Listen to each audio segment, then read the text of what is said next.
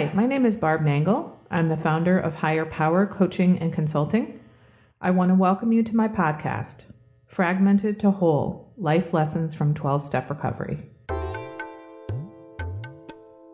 This is episode 17, Guilt and Shame.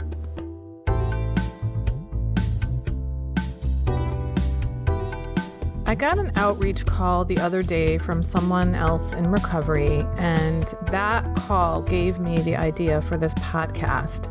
I think the conversation we had on the phone about guilt and shame will be helpful to a lot of people. Interestingly, after I made notes about it for the podcast, I had almost the same exact conversation and with another person later in that evening. So the topic feels really timely for me. The person who called me started by saying they had an enormous amount of fear. And we talked about what the fear was about. They first said they're having a really hard time understanding the difference between guilt and shame. And I don't know that I so much address the difference between those two things in this podcast, but I do know that she felt a lot of relief and help from our conversation. So I'm hoping it will be helpful to you too. First, about the fear. What it boiled down to was that they were afraid to go to God because they didn't know if they would be forgiven by God. And what I said to them was, God is forgiveness. God is also love. And God is truth. So there's nothing you need to do to be forgiven by God because God is forgiveness. And this actually reminded me of a prayer that I've heard before that I really, really love, and it has helped me a ton. And it helped this person too when I shared it. I learned it before recovery, and it was this. There's nothing you can do to make God love you less, and there's nothing you can do to make God love you more. In other words, you are 100% purely loved by God. No matter what you do, say, think, be, or have. It doesn't matter. God loves all of us equally, eternally. Anyway, back to the topics of shame and guilt. After we talked about her fear, we talked about guilt and shame, and I related to this person what I've learned. I've mentioned in earlier podcasts that I grew up in a pretty fucked up family. And my understanding from the work I've done in recovery is that the guilt and shame that we feel is not ours. This is especially so when it's extremely profound guilt and shame to the point where we're crippled by it. And when it crops up about things that most people don't feel shame or guilt over. And that is because the guilt and shame we have has been passed down by generations of dysfunctional families before us. It's literally like their shame and their guilt was poured into us. And their shame had been poured into them by previous generations. They couldn't help it because that was done to them. They didn't know any better. They didn't have any other way. And that is why it is so profound. And this is making me think of something that my younger brother said to me many years ago. His name was Pat, and he died in 2006. So this was quite a while back. He and I were hiking in the woods, and he suddenly stopped in his tracks, turned around and looked at me and said, Barb, I have a level of shame that is so deep and so profound that it just can't be from this lifetime. There's nothing I have ever done that would explain this level of shame. It must have come from another lifetime. He then told me that he really wanted to explore past life regression as a way to get to the root of whatever it was. I'm sorry to say he never got the opportunity to do that before he died. But when I came into recovery and I learned about this notion of guilt and shame and abandonment being passed down from generation to generation, I realized that that shame that you had, Pat, was not yours. And it was from the past, but it wasn't necessarily from something you did in a past life. It was from our ancestors. Anyway, I gave the person on the phone an example of what happened to me regarding shame a while ago, and she said it was really helpful. So here's the story. I got laid off and was lucky enough to get 8 months of severance pay and benefits. What shocked me was that I did not find a job during that time. Side note, I now know that I didn't get a job because I needed to start my own coaching and consulting business, but I didn't know that then. Anyway, when the severance ran out and I went on unemployment, the money I was receiving from unemployment was less than half of what I made for my salary. So before the unemployment kicked in, I began to do the mature, adult, financially responsible thing and proactively called all my creditors to make arrangements for my debts while I was on unemployment. The first creditor that I called was my mortgage company, and they were really helpful and gracious. But when I got off the phone, I started fucking sobbing. I mean, I'm talking, I was racked with tears and sobbing. And I was like, what the fuck is this? And then I realized that what I was feeling was shame. I was absolutely filled with shame. Here I was being a mature adult, acting proactively and being financially responsible, and I felt riddled with shame. What the fuck? And then I remembered, oh, this is not my shame. That's why it's so profound and so heavy that I was sobbing and just racked with tears. So a few days later, when I called my next creditor, I think it was my student loan company, I hung up the phone, and after the call, I felt the same flood of shame coming on. And I will say a note here about how I experience shame. For me, it feels like a waterfall of just horrendous, shitty chemicals raining down on me and flooding my insides. Before recovery, what I would do when I felt that shame waterfall was almost kind of like bathe in that stuff, just like scrub it on me and hold on to it because it was so familiar. And this is metaphorically speaking, of course. It didn't feel like an option to do anything else. But what I did on this day was I literally held my hands up towards the sky, like the direction from which the waterfall felt like it was coming, like in a stop motion. And I was like, not my shame, not my shame, not my shame. As I pushed my hands up each time, I said that like I was pushing it away. And I was saying those words and pushing at the same time to emphasize each syllable. What was astonishing was that this experience was nowhere near as bad as it had been the week before. I got a little teary-eyed and I felt a tiny little trickle of those shitty chemicals in my chest. But I wasn't completely racked with shame and I didn't sob. I was amazed. A few days later, I called another creditor. I waited a few days because even though I didn't get racked with sobbing and tears, I still needed a bit of a breather between calls.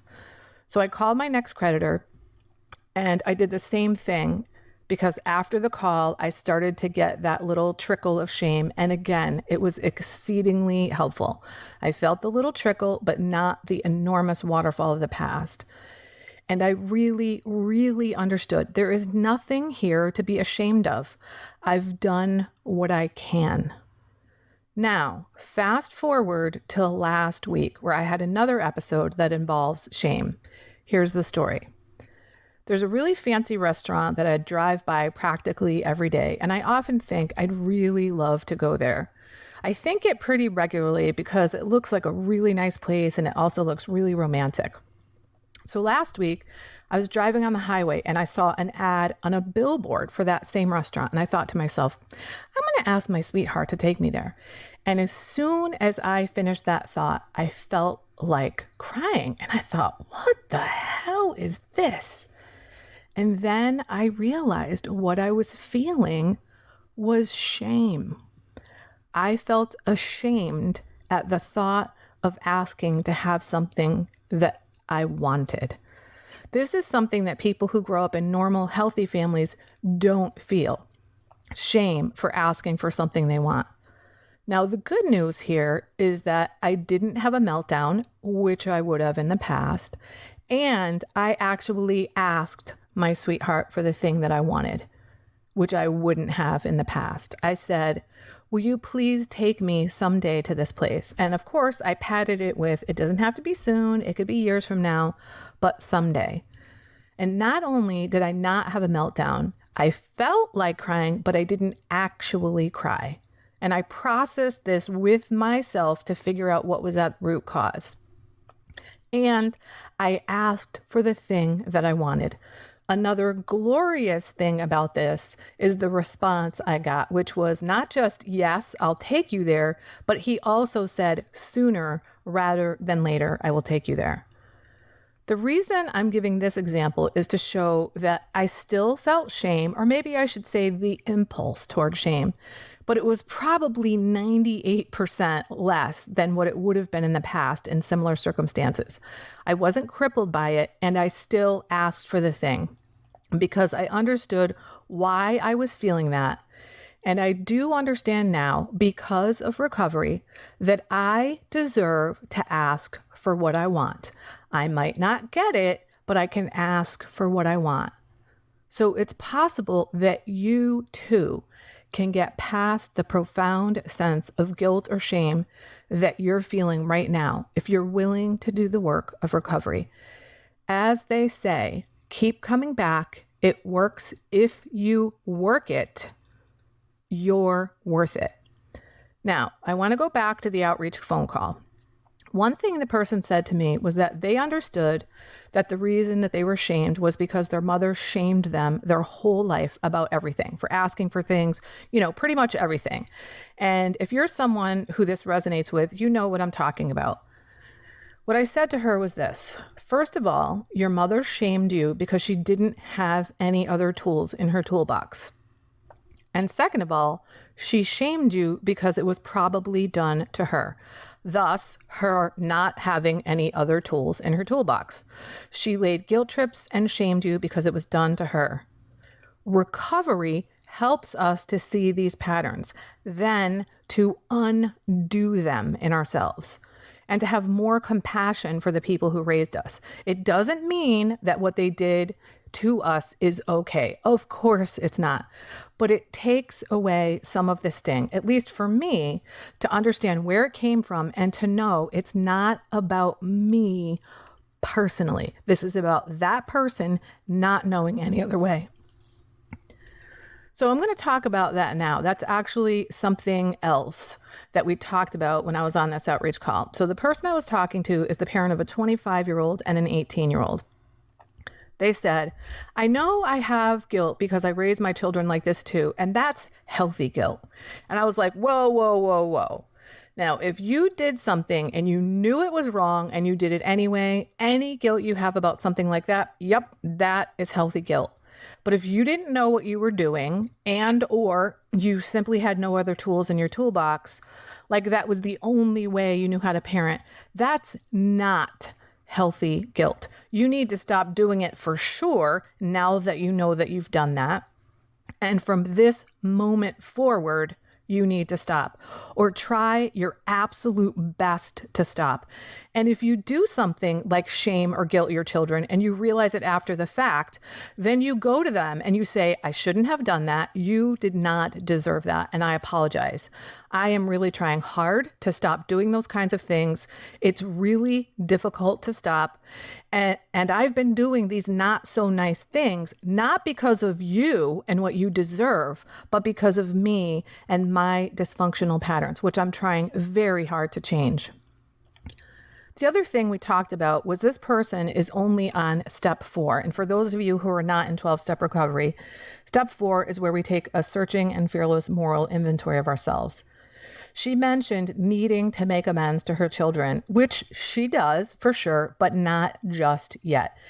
It is not time for them right now to make amends to their children. That's what step 9 is for. The steps are in order for a reason. Right now, if you're on step 4, you don't even really have clarity on what you're making amends for and how you're going to do it at this point if you're only on step 4. So if you're doing something wrong in the moment, it's fine to apologize for that specific behavior in the moment. In fact, you should. But if you want to apologize for all your misdeeds of the past, you really need to wait until you get to step 9 to do that, because you need to go through the rest of the process of the steps before you get to step 9. And your sponsor is going to help you figure out what all that is. They'll help you figure out what exactly am I making amends for? So what harms have you caused?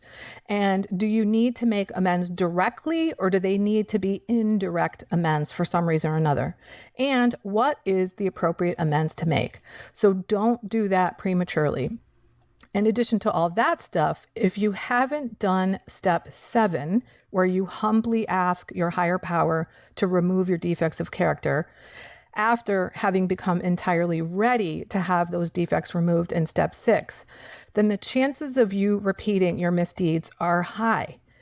And you don't want to make amends if that's the case, because amends includes changed behavior. It's not just an apology, but it's changed behavior.